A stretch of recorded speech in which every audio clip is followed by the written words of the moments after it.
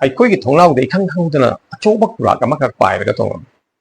ꯀꯨꯔꯥꯛ ꯑꯁꯤꯒꯤ ꯃꯁꯥ ꯍꯥꯏꯕꯗꯤ ꯃꯁꯥ ꯑꯃꯗꯒꯤ ꯃꯁꯥ ꯑꯃ ꯐꯥꯎꯕꯗ ꯆꯥꯎꯔꯥꯛꯅ ꯏꯟꯆꯤ 6.5 ꯐꯥꯎꯕ ꯑꯣꯏꯒꯅꯤꯅ ꯈꯜꯂꯤ ꯑꯗꯨ ꯌꯥꯝꯅ ꯆꯥꯎꯏ मधु उरुबदai खोइद अङकप सल्लम मधु चावबगी नते मधुदा हाइबदि मसा मरेंग सिंग अदुदा लांगिबा मसु सिंग डिजाइन सिंग मधु उरुबदनि अखोइना अङकप सिंखिबस तसेंगना लबुक लमहांग अखोइगी लंबी सरोक अखोइ हिंगोन सुमांग मतोन उपालमदगी उपालमदा हिपालमदगी हिपालमदा मना मसिंग सिंगदा अखोइना नुंतीगी वखन थमलगदि कुराक पाइबा अमसुंग कुराक तोंगबा उबा फांगे तैगुमसु अखोइना ngaklude अमसुंग thoina thapsaru मरम दिंगक उदबगी मरम दे कुराक की मतंग दे खंगलुदबननी नत्रगा कुराक की फजबा मागे अंगकपा डिजाइन सिंग अदु उरुदबननी कुराक की मतंग दा यांग यंगलुबददि पृथ्वीदा मालेम थक असदा यामद्रबदा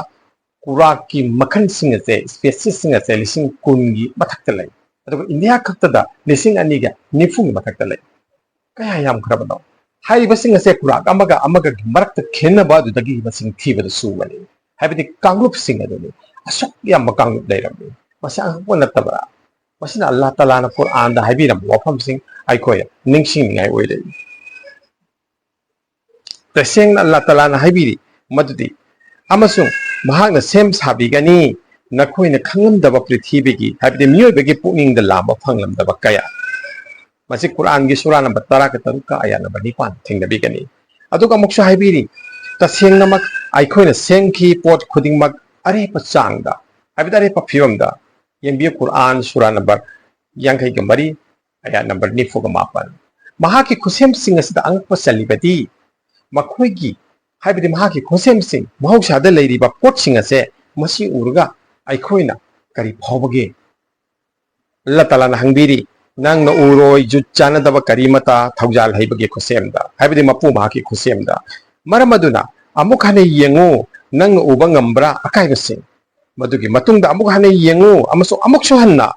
नंगी मेंगदो लैसिलकनी नंग नसामक्ता नरु लुक्तुना अमसो चोकथरदुना कुरान गी सूरा नंबर 34 आया नंबर 3 दा हाइबिबनी तसेंगना महाके खुसेम सिंग हाइबदि महौसा की पोट सिंग से अखोइने बुन्नि येंगलबदी मसिदा अगपा महाके खुसेंग गे फजबदु नतना करिसु फंगलो तसेंगना हाइरिबा अंगकप सिंग से अखोइने उबा खमंग खरबदी अखोइ थमोय से याकाइरकनी हराव मथोय कारकनी अमसुंग ईमान मपुगी थजबदो मपु महाकी माइकैदा सोइदना लाकनी मदु नत्तबदा अखोइना मपुगी खुसेम अमा नत्ते मसे महौसागी प्रकृतिगी नेचरगी पोट अमनी हाइना खल्लबदी थौसादबगी माइकुम उबकनी मरमसना अखोइगी अकोइबगी पोट सिंग से खंगदबगी अमसुंग मतिक मगुल ममल लेप्तनबगी मरमा ओइगनी मपु महाकी प्री प्लान महाकी खुसिन थौरांग ओइबनिको महाकना ओहेनिंगबदु ओइबनिको महाकना असुमना ओहेनिंगिको हाइना खल्लगदी महाकना ओहेनिंगिबा ओहेनबा पामलिबा पोट सिंग अदो सखंगलुबा खंगनबो होनरुबदा अखोइना पुनिंग थिंजलुबा नमलकनी अमसो मपु महाकना असुक यामना फजबा असुक यामना मखन मथेन यामबा हाइबदि स्पेसेस मखन मथेन सिंग से महाकना निंगबिबदुनिको हाइबसे खल्लुरबदे अखोइना नैनबदा हाइबदि स्पेसेस सिंग से खंगनबो होनरुबदा अमसो खंगबगा लोइना मदुगी मतिक मगुन सिंग अदो पुथोंनबो होनरुबदा चोंग तेंग मा ओइगनी